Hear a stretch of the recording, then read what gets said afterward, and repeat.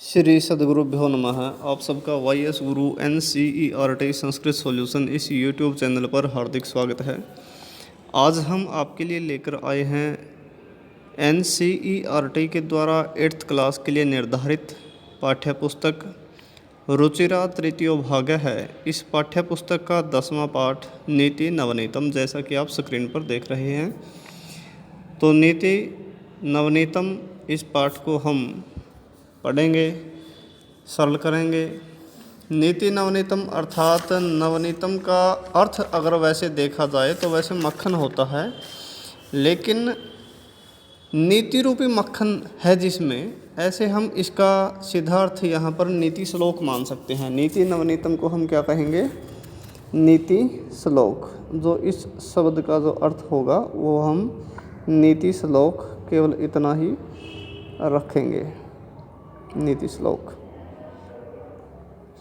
तो यह आप जो देख रहे हैं स्क्रीन पर, इसके अंदर 6 श्लोक हैं और 6 श्लोकों का एक एक वर्ड मीनिंग अब हम यहाँ पर करेंगे। तो आइए देखते हैं। अब यहाँ पर पहला श्लोक शुरू हो गया हमारा ऊपर से। अभिवादनशीलस्य। अभिवादनशीलस्य, अभिवादन का मतलब होता है प्रणाम या अभिवादन, और शीलस्य का मतलब ऐसा आचरण हो जिस व्यक्ति का प्रणाम करने का आचरण। तो इसका आप साथ साथ में वर्ड मीनिंग भी देख रहे हैं, प्रणाम या अभिवादन करने के स्वभाव वाले व्यक्ति की। नित्यम, नित्यम का मतलब प्रतिदिन। वृद्धोपसेविन है, वृद्धोपसेविन, वृद्धो मतलब बड़े बूढ़े, और उपसेविन का मतलब सेवा करने वाले, तो बड़े बूढ़ों की सेवा करने वाले व्यक्ति की। चत्वारि 4, तस्य उसकी, वर्धन्ते बढ़ती हैं, आयु उम्र, विद्या विद्या, यशो यश, बलम बल। तो यह तो था इसका एक एक वर्ड मीनिंग। यहाँ से यहाँ तक पहला श्लोक हमारा हो गया। अब इसका सीधा अर्थ क्या होगा वो देखिए। यह कह रहा है कि प्रणाम या अभिवादन करने वाले और नित्य यानी कि प्रतिदिन बड़े बूढ़ों की सेवा करने वाले व्यक्ति की, उसकी यह 4 चीज़ें बढ़ती हैं। क्या? आयु, विद्या, यश और बल। इन 4 के बारे में बताया है कि ये 4 चीज़ें उस व्यक्ति के अपने आप बढ़ जाती हैं जिसका स्वभाव अभिवादन करने वाला हो और जो बड़े बूढ़ों की सेवा करने वाला हो। इसके बाद हमारा दूसरा श्लोक है यम। यम अर्थात जिस।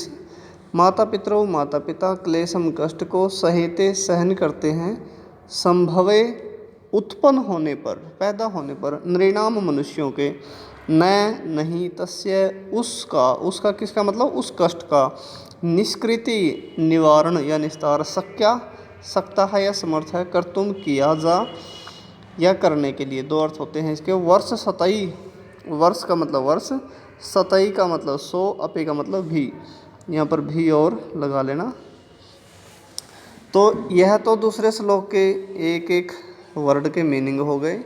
और अब इसका सही हिंदी में पूरा भावार्थ क्या बनेगा वो देखिए।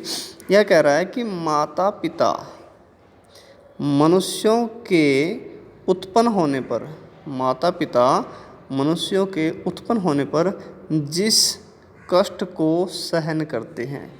भाई जब औरत बच्चा पैदा करती है, जब माँ बनती है, तो कई बार क्या है उस समय विकट परिस्थितियाँ होती हैं माता पिता के सामने। कई औरत तो मतलब डेथ भी हो जाती है बच्चा पैदा करते हुए। और अगर किसी बच्चे की माँ की बच्चा पैदा होते हुए डेथ हो जाए तो उसके पिता का भी संसार एक प्रकार से उजड़ जाता है। अर्थात वो परिस्थिति बड़ी विकट होती है। बच्चों को इस बात को समझना चाहिए कि मनुष्यों के उत्पन्न होने पर माता पिता जिस कष्ट को सहन कर सकते हैं, उस कष्ट का निवारण 100 वर्षों में भी नहीं किया जा सकता। क्या? माता पिता मनुष्यों के पैदा होने पर जिस कष्ट को सहन करते हैं, उस कष्ट का निवारण तो 100 वर्षों में भी नहीं किया जा सकता। अब देखिए तीसरा श्लोक। तीसरा श्लोक हमारा यहाँ से शुरू होता है तयो, उन दोनों का, किन दोनों का? माता पिता का, नित्यम हमेशा, प्रियम भला कुर्यात करना चाहिए। इसके बाद है आचार्यस्य, यहाँ से यहाँ तक तीसरा श्लोक है। आचार्यस्य गुरु का, गुरु कौन, पढ़ाने वाले का, च और सर्वदा हमेशा, तेषु उन, एव ही, त्रिषु तीनों में, उन तीनों में, तुष्टेषु प्रसन्न होने पर, संतुष्ट होने पर, तप है तपस्या, सर्वम सारी या सारा, तपह का दो अर्थ होते हैं, तप या तपस्या, सर्वम सारा या सारी। अगर तपस्या लिखेंगे तो सारी लिखना है, तप लिखेंगे तो सारा लिखना है। समाप्यते, समाप्त हो जाती है। तो यह तो एक एक वर्ड मीनिंग किए हमने तीसरे श्लोक के। अब इसका भावार्थ क्या होगा वो आप देखिए। यह कह रहा है कि माता पिता का और गुरु का हमेशा भला करना चाहिए। क्या, माता पिता का और गुरु का हमेशा ही भला करना चाहिए, इनके बारे में बुरा सोचना भी नहीं चाहिए। क्योंकि यदि आपने पढ़ाई की है तो आपका, यदि टीचर आपसे खुश है तो आपकी पढ़ाई यूज़फुल है। भाई उसी पढ़ाई का फ़ायदा है जब आपके टीचर खुश हो। अब आप बड़ी बड़ी डिग्रियां ले लो और टीचर को आप नाराज़ रखो, टीचर को संतुष्ट ना करो, ठीक है, यानी टीचर के प्रति यदि आपका व्यवहार अच्छा नहीं है और वैसे तुम कितना भी पढ़ लो तो उस पढ़ाई का कोई फ़ायदा नहीं। दूसरी बात, आप यदि दूसरों की सेवा करते रहते हैं और माता पिता आपके खुश नहीं हैं तो फिर उस सेवा का भी कोई फ़ायदा नहीं। तो माता पिता का और गुरु का हमेशा ही भला करना चाहिए, क्योंकि उन तीनों के संतुष्ट हो जाने पर, यदि जिस व्यक्ति के माता पिता और गुरु यदि खुश हैं तो उसकी सारी तपस्या का मतलब क्या है, उसने जो पढ़ाई करके, मतलब पढ़ाई भी एक प्रकार की तपस्या है, जो उसने पढ़ाई कर रखी है या जो उसने सेवा कर रखी है, अच्छे काम कर रखे हैं, तो अच्छे कामों को हम तपस्या कह सकते हैं। तो उसकी पढ़ाई या उसकी अन्य अच्छे कर्म, तो उसका सारा तपस्या वहीं समाप्त हो जाती है यदि माता पिता खुद और गुरु खुश हो जाते हैं। समाप्त होने का मतलब क्या है, यानी कि फलीभूत हो जाती है, पूर्ण हो जाती है। भाई उसकी तपस्या वो तभी फायदेमंद है। समाप्त होने का मतलब ये नहीं कि खराब हो जाती है। भाई उसके अच्छे काम तभी फलीभूत है यदि व्यक्ति के ये तीनों माता पिता और गुरु खुश है तो उसकी सेवा, उसकी पढ़ाई सारी समाप्त का मतलब पूर्ण मान ली जाती है, ठीक है। इसके बाद यहाँ से हमारा चौथा श्लोक शुरू हो गया और यहाँ तक हमारा चौथा श्लोक चलेगा।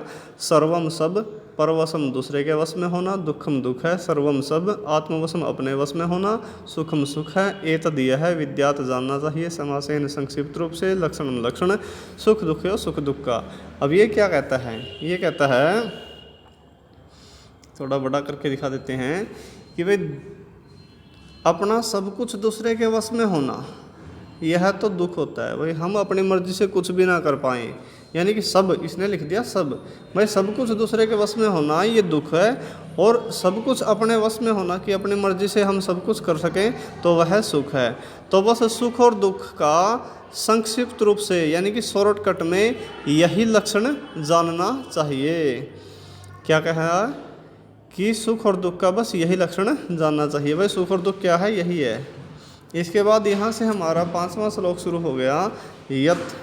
यत का मतलब जो, कर्म कार्य कुर्वतो करते हुए, अस्य इसका या इसकी, स्यात हो परितोषो संतुष्टि, अंतरात्मा न अंतरात्मा की, अपनी आत्मा की। अभी पहले तो इतना ही समझ लें छात्र कि जिस काम को करते हुए इस अंतरात्मा की संतुष्टि हो, भाई अपनी आत्मा की संतुष्टि जिस काम को करते हुए हो, तो तत् वह कार्य, कौन सा कार्य, जिस काम को करते हुए हमारी आत्मा की संतुष्टि हो वह कार्य प्रयत्न पूर्वक करना चाहिए। मान लो यदि आपने सोच लिया कि मैं फलानी नौकरी लगूंगा, किसी प्रकार की नौकरी मेरे को मिलनी चाहिए, अच्छा कार्य है, यानी कि जो आपका अच्छा कार्य यदि करने का मन है, जिससे आपका मन खुश होता है, आत्मा कहती है कि मेरे को पढ़ करके ये बनना है, तो उसके लिए आपको प्रयत्नपूर्वक, तो उस कार्य को आपको प्रयत्नपूर्वक करना चाहिए। और विपरीत संतोष न होने वाले कार्य को छोड़ देना चाहिए। अब जिस काम के लिए आपका मन ही नहीं मानता तो उसको छोड़ देना चाहिए, आत्मा नहीं मानती तो उस काम को आपको छोड़ देना चाहिए। क्यों? क्योंकि यदि आप किसी काम को बिना मन के करोगे तो आप उसमें उतनी सफलता प्राप्त नहीं कर पाओगे और वो नुकसानदायक साबित हो सकता है। तो इसके बाद हमारा छठा श्लोक है, यहाँ से यहाँ तक। छठा श्लोक है, दृष्टिपूतम, नज़र से पवित्र। दृष्टि का मतलब दृष्टि, पूतम का मतलब पवित्र। नज़र से पवित्र का मतलब क्या है? भली भांति देखकर, अच्छी प्रकार से देखकर। न्यसेत, रखना चाहिए। भाई भली भांति देखकर रखना चाहिए। पादम, पैर। पैर का मतलब क्या है? कदम। पैर का मतलब क्या है? कदम। भाई हमें अपना जो कदम है, चाहे वो चलने में हो या कोई काम करने में हो, हमें अपना कदम भली भांति देख कर रखना चाहिए। और वस्त्रपूतम, वस्त्र से पवित्र। पवित्र का मतलब छान कर, भाई कपड़े से छान करके पानी को पीना चाहिए। दो बात हो गई ना भाई, भली भांति देख कर पैर रखना चाहिए, कदम रखना चाहिए और कपड़े से छान कर पानी पीना चाहिए। और सत्य से पवित्र वाणी बोलनी चाहिए। सत्यपूतम, सत्य से पवित्र। वदेत बोलनी चाहिए, वात्म वाणी। सत्य से पवित्र वाणी बोलनी चाहिए। मन है, मन से पवित्र। पूतम का मतलब पवित्र, समाचरित आचरण करना चाहिए। तो यहाँ साथ में आप एक एक वर्ड मीनिंग भी लिख सकते हैं। और सभी छात्र इसी तरह से अगर एक एक वर्ड मीनिंग के साथ सभी पाठों को समझेंगे और याद करेंगे तो हमारा विश्वास है कि छात्र निश्चय ही परीक्षा में उत्तम अंकों के साथ पास होंगे। तो सभी छात्र इसी तरह से हमारे साथ इस चैनल पर अपने सभी पाठों को एक एक वर्ड मीनिंग के साथ अच्छी विधि के साथ पढ़ते रहिए। यदि आप नए आए हैं हमारे इस चैनल पर तो हमारे इस चैनल को सब्सक्राइब करना मत भूलें। हमारे इस चैनल को ज़्यादा से ज़्यादा लाइक करें, शेयर करें, कमेंट करें। धन्यवाद। जय तु संस्कृतम, जय तु भारतम।